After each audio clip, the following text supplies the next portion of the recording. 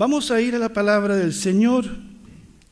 He titulado a esta reflexión Oposición a Jesús, porque eso es lo que se ve en este relato que está en Lucas 4, 22 al 30, y que dice de la siguiente manera: todos hablaban bien de Jesús, estaban impresionados por lo bien que hablaba y dijeron: ¿no es este el hijo de José? Él les dijo: yo sé que me van a venir con el viejo refrán: médico, cúrate a ti mismo. Haz aquí en tu propio pueblo lo mismo que oímos que hiciste en Capernaum. Pero les digo la verdad, no se acepta ningún profeta en su propio pueblo. Les aseguro que en los tiempos de Elías no llovió durante 3 años y medio. No había comida en todo el país y había muchas viudas en Israel. Pero Elías no fue enviado a ninguna de ellas, sino a una viuda de Sarepta en la región de Sidón. También en los tiempos del profeta Eliseo había mucha gente con lepra en Israel, pero ninguno de ellos fue sanado, sino Naamán, que era sirio. Cuando escucharon eso, todos en la sinagoga se enfurecieron tanto que se levantaron y agarraron a Jesús y lo arrastraron fuera del pueblo. Lo llevaron a la cima del cerro donde estaba construido el pueblo para tirarlo desde allí. Pero Jesús pasó por en medio de todos y siguió su camino. Hasta aquí la palabra del Señor. Jesús había enseñado en la sinagoga de Nazaret. Todos estaban maravillados de las palabras llenas de gracia, llenas de sabiduría que salían de la boca del Señor. Ahora bien, no podían creer que Jesús hubiese crecido entre ellos. Era uno de ellos. Lo habían visto ayudar a su padre José en la carpintería. Recordaban que siendo niño fue llevado cada sábado a la sinagoga del pueblo. Ahora habían pasado 30 años y Jesús había regresado a Nazaret apenas inició su ministerio público. Dice el proverbio: la caridad empieza por casa. Jesús no olvida sus raíces, no olvida su pueblo de Nazaret, no olvida su gente. Y dice el capítulo 4, verso 1, vino a Nazaret donde se había criado. Y todos sus conciudadanos estaban maravillados de sus enseñanzas. Todos expectantes. Sabían de las cosas, de los milagros que Jesús había hecho en otros lados. Pero Jesús, conociendo sus corazones, se anticipa a decirles: yo sé que me van a venir con el viejo refrán: médico, cúrate a ti mismo. Haz aquí en tu propio pueblo lo que hemos oído que hiciste en Capernaum. Pero les digo la verdad, no se acepta ningún profeta en su propio pueblo. Nadie es profeta en su tierra, ni Jesús lo fue para Nazaret. Esta gente de Nazaret pensaba que conocía a Jesús, pero no lo conocieron. Quizás nunca lo conocieron. Quiero leer la versión de Mateo sobre este mismo incidente, porque hay otras cosas allí que salen a la luz. Cuando Jesús terminó de enseñar por medio de esas historias, se fue de ahí para su pueblo. Allí comenzó a enseñarles en la sinagoga. La gente estaba sorprendida y decía: ¿de dónde sacó este hombre la sabiduría y el poder para hacer estos milagros? ¿No es este el hijo del carpintero? ¿No se llama su mamá María y sus hermanos Santiago, José, Simón y Judas?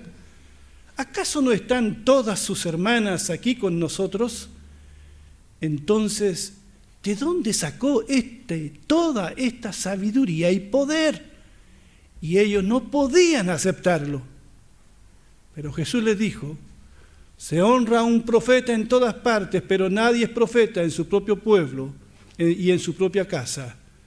Debido a la falta de fe de ellos, no hizo muchos milagros allí. Como ven, solo conocían al hijo del carpintero. Así se referían a Jesús, pero no conocían al Hijo de Dios. Hay una gran diferencia. No conocían al Salvador del mundo que había venido. Ellos podían decir que conocían la familia de Jesús, sus hermanos y sus hermanas, pero no tenían idea de dónde venía el poder y la autoridad de Cristo. No hay peor ciego que el que no quiere ver. Así que, como dice la Escritura, no lo podían aceptar. En lugar de permitir que la sabiduría y los milagros de Jesús testifiquen de su origen divino, la gente de Nazaret se escandalizó a causa de Cristo.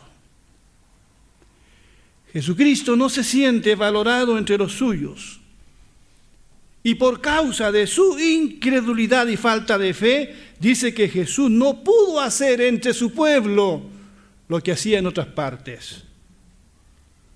Increíble, ¿verdad? Hermanos, hermanas, amigos que nos escuchan, vivimos en una época de una aplastante falta de fe en el Señor.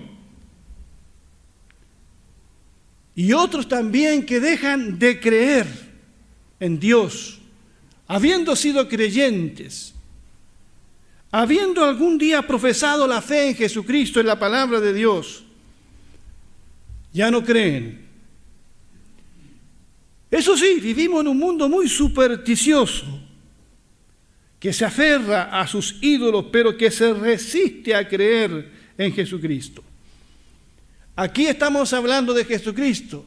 En muchas partes hoy se está hablando de Jesucristo, pero sigue siendo el gran desconocido para mucha gente, el gran ausente en la vida de millones de personas, porque la confianza la hemos puesto en otras cosas.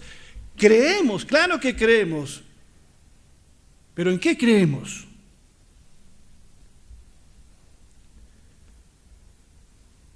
Un pastor me dijo una vez que tuvo de profesor en Centroamérica a un maestro, y hablo de un seminario, pero su maestro no creía en la resurrección de Jesús. Cualquiera de nosotros puede apartarse de la fe y dejar de creer. Leí esta semana la historia, la biografía de Charles Templeton. No sé si ustedes alguna vez escucharon hablar de él. Nació en 1915, murió en 2001. Se hizo creyente en Jesús y evangelista al mismo tiempo en el año 1936. En 1945 conoció a Billy Graham, que falleció también hace unos 3, 4 años atrás. Y los dos se hicieron muy amigos y ministraron juntos en una gira de evangelización a Europa una vez terminada la Segunda Guerra Mundial. Pero en 1948 la vida y la visión del mundo de Charles Templeton comenzaron a ir en dirección contraria a la fe cristiana. Y en 1957 declaró públicamente su agnosticismo. 50 años después, Lee Strobel tuvo la oportunidad de entrevistar a Templeton, a quien le quedaba un par de años más de vida, tenía como 80 años.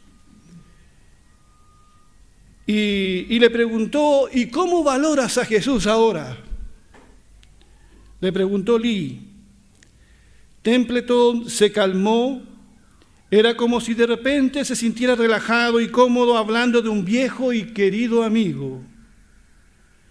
Jesús era, comenzó a decir Templeton, el ser humano más grande que jamás haya existido. Era un genio moral, su sentido ético era único. Era la persona intrínsecamente más sabia que he conocido en mi vida o en mis lecturas. Su compromiso fue total y lo llevó a su propia muerte en detrimento del mundo. Suenas como si realmente te preocuparas por Jesús, le dijo el entrevistador. Bueno, sí, Él es lo más importante en mi vida, fue su respuesta. Yo, tartamudeó buscando la palabra correcta. Sé que puede sonar extraño, pero tengo que decir, lo adoro. Todo lo bueno, todo lo decente, todo lo puro lo aprendí de Jesús. Se preocupaba por los oprimidos y explotados. No hay duda de que tenía el estándar moral más alto, la mayor compasión de cualquier ser humano en la historia. Ha habido muchas otras personas maravillosas, dice Templeton al final de sus días, pero Jesús es Jesús. Es lo único que pudo decir. Qué pena por este hombre, hermanos y hermanas, que pudo declarar las bondades de Jesús, lo extraordinario que fue Jesús como hombre y adorarlo como tal, pero no pudo decir nada más de Jesús. Lo adoró como hombre, pero no como Dios. Y fue como los coterráneos de Jesús, que se referían a Jesús solo como el hijo del carpintero, el hijo de María. Pero Jesús de Nazaret no era para ellos el Hijo de Dios, el Salvador del mundo. Hay una gran diferencia, hermanos y amigos, si es que todavía alguien no ha hecho esa distinción. Hay una gran diferencia entre declarar a Jesús un buen hombre a decir como Tomás, Señor mío y Dios mío. Mi pregunta en esta mañana, ¿qué puedes tú decir de Jesús? ¿Qué puedes decir de Jesús? Hay mucha gente que admira la sabiduría del Señor, que admira el Sermón del Monte, que ve a Jesús no con los ojos de la fe. Los nazarenos querían que Jesús hiciera un par de milagros, pero nada más.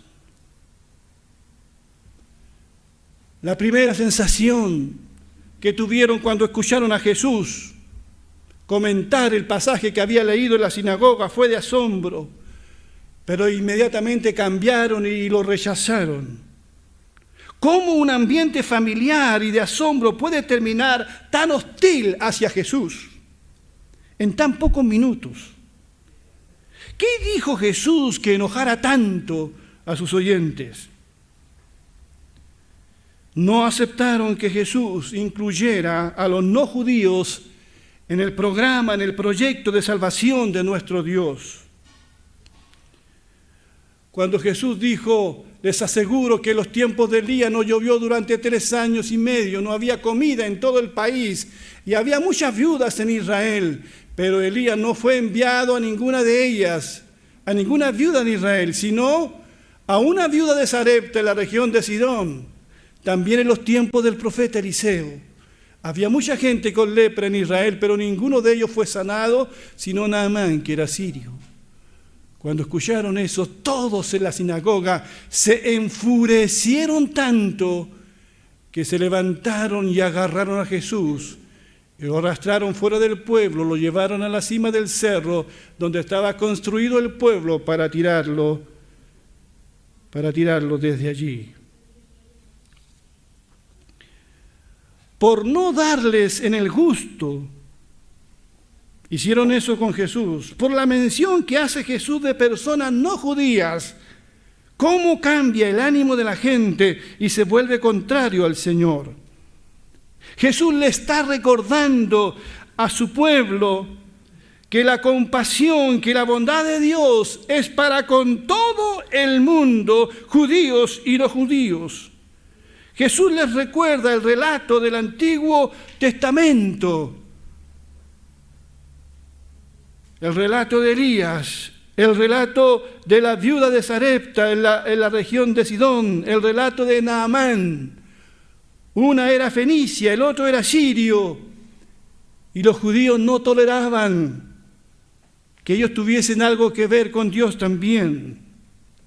Hermanos y hermanas, la gracia de Dios que bendice y asegura salvación a todos los hombres y mujeres que creen, no haciendo distinción de raza, color de piel, cultura o nación, es algo imposible de aceptar para el judío que se siente el pueblo exclusivo de Dios. Y hay todavía algunos cristianos que piensan que son el pueblo exclusivo de Dios. El mensaje de Cristo, el mensaje del Evangelio es para todo el mundo. No es exclusivo de un pueblo, porque estamos hablando de Dios y Dios ama a todo el mundo. Vengan a mí, dice Isaías, vengan a mí todos los pueblos que habitan en lugares lejanos. Yo los salvaré porque yo soy Dios y no hay otro. Después de contar la historia de los obreros de la viña, Jesús termina con estas preguntas. ¿Te pones celoso porque soy bondadoso con otros? ¿O te da envidia que yo sea generoso? Cuando escucharon eso, todos en la sinagoga se enfurecieron tanto que se levantaron y agarraron a Jesús y lo arrastraron fuera del pueblo. Hermanos, hermanas, se nos pasan por alto estos pasajes de los evangelios. La reacción de la gente tan violenta. Nadie es profeta en su tierra. Quisieron aquí linchar a Jesús. Dice literalmente que lo arrastraron. No fue algo así que por favor te puedes retirar. No. Lo arrastraron fuera de Nazaret. Lo llevaron a la cima para arrojarlo al vacío, ¿se imaginan? ¿Tanto odio despierta Jesús con sus palabras? ¿O en algunas personas? Así es.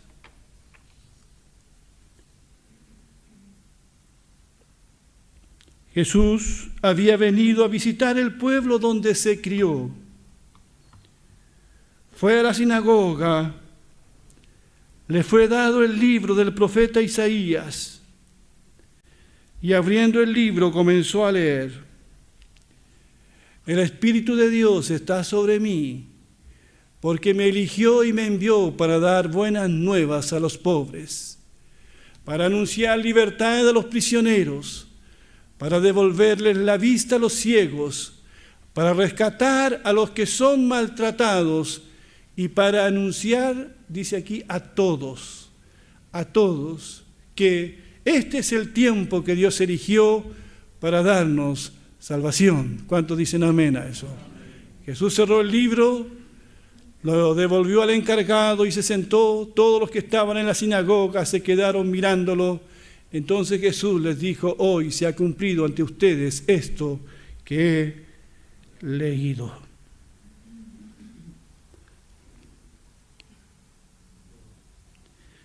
Como ven, se maravillaron de sus palabras, pero no creyeron. Dieron buen testimonio de él, pero no lo escucharon. Queremos ver algo más, decían, y lo rechazaron. Solo era el hijo de José para ellos, y cuando Jesús les declara la intención de Dios de alcanzar en su amor al mundo entero, eso fue demasiado para ellos y quisieron acabar con él. Esto es no entender la misión de Jesús. Estuvieron a punto de asesinarlo. No lo hicieron aquí. Pero en los próximos meses, Jesús subiría a otro monte, el monte Calvario, para dar su vida por ti y por mí. Lo haría de forma voluntaria, lo haría por amor a todo el mundo. Tenemos dos opciones, nada más que dos opciones. O nos oponemos a Jesús y sus palabras, o decidimos de una vez por todas seguirlo, cargando su cruz, cueste lo que cueste. Y sobre todo en este tiempo que vivimos, en esta generación incrédula que existimos, donde se cree en los políticos, se tiene más confianza en los adivinos, en los gurús, en los sabios de este mundo, y se ha dejado de lado la fe en el Señor. O ponemos nuestra confianza en Jesús, o estamos perdidos eternamente. O decidimos seguir al Señor, cueste lo que cueste, como este misionero en Haití, cueste lo que cueste. O le digo, Señor, ya no lucho más contigo, y digo como Tomás, Señor mío y Dios mío. Que el Señor bendiga su palabra. Vamos a ponernos de pie, por favor.